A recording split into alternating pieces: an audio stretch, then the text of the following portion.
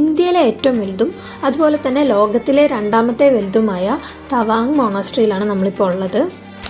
ഇങ്ങോട്ടേക്ക് വരുമ്പോൾ തന്നെ നമുക്കൊരു പോസിറ്റീവ് എനർജി ഫീൽ ചെയ്യും കേട്ടോ. കയറുമ്പോൾ തന്നെ കുറേ പ്രയർ വീലൊക്കെ കാണാം. പിന്നെ ഇങ്ങനെ ഒരു പ്രവേശന കവാടത്തിലെത്തിയപ്പോൾ കുറേ ബൗളിൽ വെള്ളം നിറച്ച് വെച്ചിരിക്കുന്നതും കാണാം. അതേപോലെ കുറേ പെയിൻറ്റിങ്സും കാണാം. ഇതിനകത്തൊക്കെ കുറേ മണ്ഡല പെയിൻറ്റിങ്സും ഉണ്ട്. പിന്നെ ഈ പെയിൻറ്റിങ്സൊക്കെ എന്ന് പറഞ്ഞാൽ ഇവിടെ ഒത്തിരി നൂറ്റാണ്ടുകളോളം പഴക്കമുള്ളവയാണ്.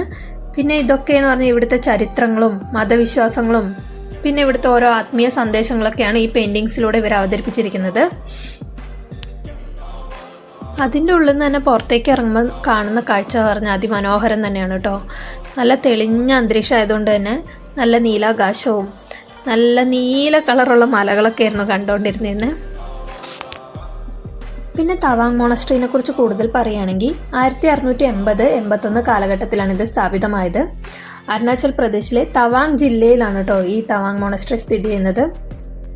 65 താമസ സ്ഥലം, ഒരു പ്രാർത്ഥന ഹാൾ, ലൈബ്രറി, പഠന കേന്ദ്രം, ഇങ്ങനെ ഇതെല്ലാം ഇൻക്ലൂഡ് ചെയ്തുള്ള ഒരു വലിയ സമുച്ചയമാണ് തവാങ് മൊണാസ്ട്രി.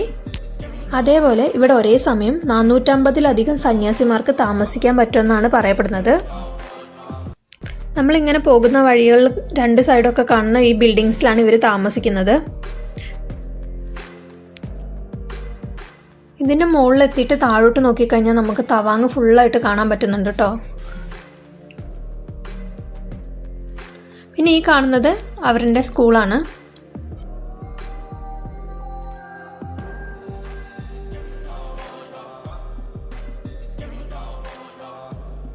പിന്നെ ഈ കാണുന്ന കോർട്ട്യാർഡിലാണ് നൃത്തങ്ങൾ ഉൾപ്പെടെയുള്ള മതപരമായ ആഘോഷങ്ങളും ചടങ്ങുകളും എല്ലാം നടക്കുന്നത്. ഇതാണ് പ്രധാന പ്രാർത്ഥന ഹാൾ. പിന്നെ ഇവിടെ കയറുമ്പോൾ തന്നെ ഓരോ ഇൻസ്ട്രക്ഷൻസ് എഴുതി വെച്ചിട്ടുണ്ട്. ഷൂസ് ഊരിയിട്ട് അതേപോലെ ഒച്ചയൊന്നും ഇല്ലാണ്ട് വേണം ഇതിൻ്റെ ഉള്ളിലോട്ട് നമ്മൾ കയറാൻ വേണ്ടിയിട്ട്. നമ്മൾ ഉള്ളിലേക്ക് കയറുമ്പോൾ തന്നെ കുറേ ചിത്രങ്ങൾ കാണാം. അതേപോലെ കയറുന്ന ഡോറിൻ്റെ രണ്ട് സൈഡായിട്ട് സംരക്ഷക ദേവതകളുടെ ചിത്രവും വരച്ചു വെച്ചിട്ടുണ്ട്.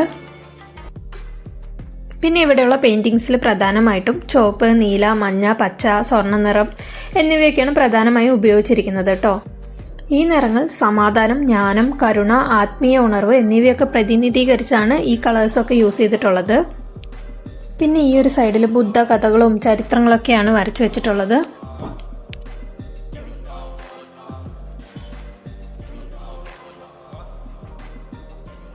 പ്രാർത്ഥന ഹാളിൻ്റെ ഉള്ളിലേക്ക് കിടക്കുമ്പോൾ തന്നെ ഫുൾ സൈലൻസ് ആയിരിക്കും. നമുക്കും ടോട്ടലി ഒരു സമാധാനം തോന്നും അതിൻ്റെ ഉള്ളിലോട്ട് കയറുമ്പോൾ തന്നെ. ഈ കാണുന്ന ഈ റെഡ് മാറ്റിൽ ഇരുന്നിട്ടാണ് എല്ലാവരും പ്രാർത്ഥിക്കുക.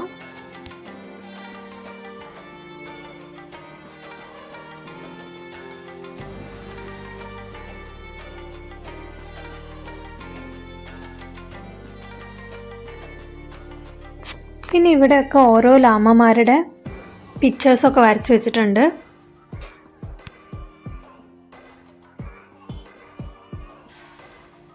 ഇതിൻ്റെ ഉള്ളിലും കുറേ ചെടികളൊക്കെ വെച്ച് പിടിപ്പിച്ചിട്ടുണ്ട് കേട്ടോ.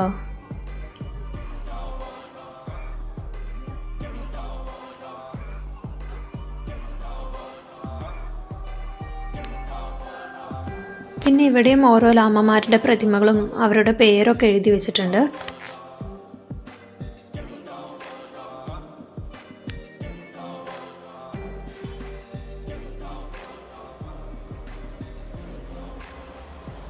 പിന്നെ ഇവിടെയും വെള്ളം നിറച്ച കുറേ ബൗൾസ് കാണാം.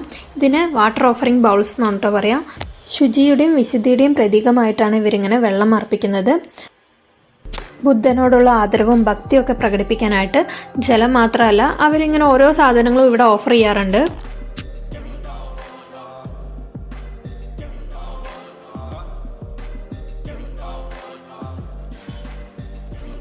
ഇതെനിക്ക് ദൂരെ നിന്ന് കണ്ടപ്പോൾ പ്ലാസ്റ്റിക് പോലെ തോന്നി കേട്ടോ. അതാണ് ഞാൻ ഇതൊന്നും കൂടി വന്ന് അടുത്ത് നിന്ന് നോക്കിയത്. ഇത് ഒറിജിനൽ ചെടി തന്നെയാണ് കേട്ടോ. നല്ല ഭംഗിയുണ്ട് കാണാൻ. പിന്നെ ഇവിടെ 400 വർഷം പഴക്കമുള്ള സ്വർണ്ണത്താൽ എഴുതപ്പെട്ട വിശുദ്ധ ബുദ്ധ ഗ്രന്ഥങ്ങളൊക്കെ സൂക്ഷിച്ചിട്ടുണ്ടെന്നാണ് പറയപ്പെടുന്നത്. പിന്നെ ഈ കാണുന്ന ബുദ്ധ പ്രതിമയ്ക്ക് 25 അടി ഉയരമുണ്ട് കേട്ടോ.